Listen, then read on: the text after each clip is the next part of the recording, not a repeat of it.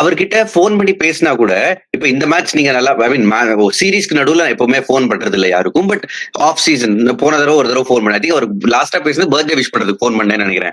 Ranji trophy season நடுவுல இருந்தாரு. அவர் தான் தமிழ்நாடு கேப்டனு. ம். அவர்கிட்ட நான் வந்து சீசன் நல்லா ஒரு மேட்ச் சூப்பரா ஜெயிச்சிருந்தாங்க. அந்த மேட்ச் நடுவுல தான் நான் ஃபோன் பண்ணியிருந்தேன். அவரோட பர்த்டே அன்னைக்கு கரெக்ட்டா வந்துச்சு. இந்த படி ஹேப்பி பர்த்டேன்னா, அவருக்கு அவரோட கேம் இதெல்லாம் ஒரு பக்கம் இருக்கட்டும். He knows it 100%. அடுத்தவன் லைஃப் நல்லா இருக்கா, நல்லா இல்லையா? அதுல என்ன நடக்குது? அதுலயே நம்ம ஏதாவது கத்துக்கலாமான்ற ரேஞ்சுக்கு அவர் வந்து கேள்வி கேட்பாரு. பயங்கர கியூரியஸான ஒரு பெர்சன். ம். ரொம்ப டிஃபரெண்ட். இப்ப அஸ்வின், வருண் சக்கரவர்த்தி, சாய் கிஷோர் தமிழ்நாட்டுல இருந்து வர ஸ்பின்னர்ஸ்லாம் நீங்க எடுத்துக்கிட்டீங்க. சித்தார்த் மணிமாறனையும் நான் வந்து இன்க்ளூட் பண்ணிருவேன் அதுல. ம்.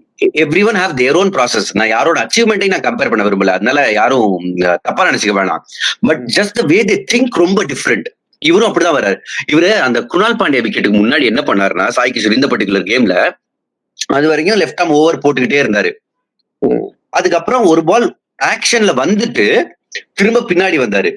வந்துட்டு பிட்ச்ல இருந்து கையை கொஞ்சம் ட்ரை பண்ணிட்டு அம்பையர் கிட்ட ரவுண்ட் த விக்கெட் வரேன்னு போனாரு. அந்த அடுத்த பால் விக்கெட் எடுத்தாரு.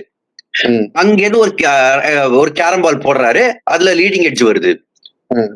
ஜஸ்ட் அவருக்கு தெரியும் பிட்ச்ல கிரிப் இருக்கா, இப்படி பண்ணணுமா, பண்ணாரு. அண்ட் போஸ்ட் மேட்ச்ல பேசுறப்ப கூட நிறைய போலர்ஸ் பண்ணுவாங்க. பிட்ச் ரொம்ப பேட்டிங் பிட்ச் எங்களுக்கு ரொம்ப கஷ்டமா இருந்துச்சு, ஆனாலும் விக்கெட் வந்துச்சும்பாங்க. இவர் வந்து பிட்ச்லாம் சூப்பரா இருந்துச்சு, எனக்கு ரொம்ப அசிஸ்டன்ஸ் இருந்துச்சு, நான் என்ஜாய் பண்ணேன்னாரு.